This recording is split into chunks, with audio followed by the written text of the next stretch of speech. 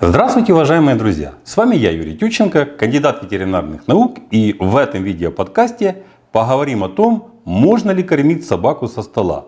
Как правило, многие в один голос кричат, что ни в коем случае нельзя, что это ведет к многочисленным нарушениям здоровья, что сэкономите на кормах, потом раскошелитесь на ветеринара. Другие, наоборот, утверждают, что они свое животное постоянно кормят со стола, и все их предки так делали с незапамятных времен. Кормили своих животных остатками со стола, и животные прожили долгую и счастливую жизнь. Что я могу сказать по этому поводу?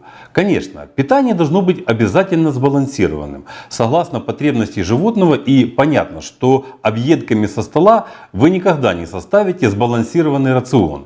Но дело даже не в этом. Я лично вообще не понимаю, о чем конкретно идет речь и что такое питание со стола. Как для меня это самое нелепое выражение, которое только может быть. И вот почему. Просто все, кто очень яростно отстаивает свою точку зрения, имеют в виду, что понятие со стола имеет набор продуктов, которые остаются после лично его трапезы. Именно с его стола. Но ведь у каждого свой стол. Кто-то вегетарианец, а кто-то ест мясные блюда по 3 раза в день. А кто-то уже полжизни сидит на кашах, так как здоровье не позволяет употреблять другую пищу. Хотя ему, например, очень хочется мяса. Но, увы, нельзя. Например, собаки в гараже автопарка тоже кормятся со стола. Обычно мужики вечером после работы собираются выпить по 100 грамм водки и по бокалу пива. То после них, возможно, остаются какие-то хлебные крошки, колбасные шкурки, да обглоданные рыбьи хвосты. Водка, как правило, не остается, сами все до остатка употребляют.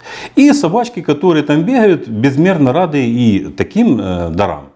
Сказать, что они болеют от этого, не знаю, они ко мне не обращались, но, наверное, что здоровье им это так точно не добавляет. Понятно, что если животное кормить объедками с таких столов и даже в достаточных количествах, то это будет неправильным подходом. Не соответствует это рациону собаки. Наверное, что живут они значительно меньше. Но, как говорится, спасибо, что хоть это есть. И не помирают с голоду. И сказать, что после того, как им дали вот такие деликатесы, то они там в муках корчатся, то тоже нельзя. По крайней мере, я такую картину никогда не наблюдал. Понятно, что это несбалансированное питание. Понятно, что это неправильно.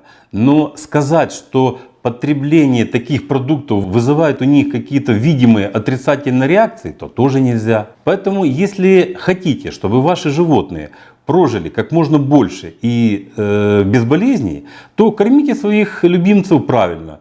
Максимально балансируйте их рацион, исходя из своих знаний, финансовых возможностей, и, конечно же, времени. И если что-то бросаете своему любимцу со своего стола, то подумайте сначала, а надо ли это делать. Я, например, свое животное объедками со своего стола никогда не кормлю. Да, и еще момент. Не забывайте и о себе также. Вас это тоже касается. Ведь даже если вы и не едите колбасные обрезки и селедочные хвосты, а едите колбасу и соленую рыбу, то это еще не значит, что вы питаетесь правильно. Во-первых, колбаса колбасе рознь. Но даже если вы едите самую дорогую и качественную, по вашему пониманию, колбасу, то это еще не значит, что это надо вашему организму, что это полезно. И ваше питание соответствует потребностям вашего организма и состоянию вашего здоровья, конечно же. Вот и все, что касается питания животных со стола. А пока всего вам доброго, здоровья вам и вашим любимцам. Подписывайтесь на наш канал и до новых встреч!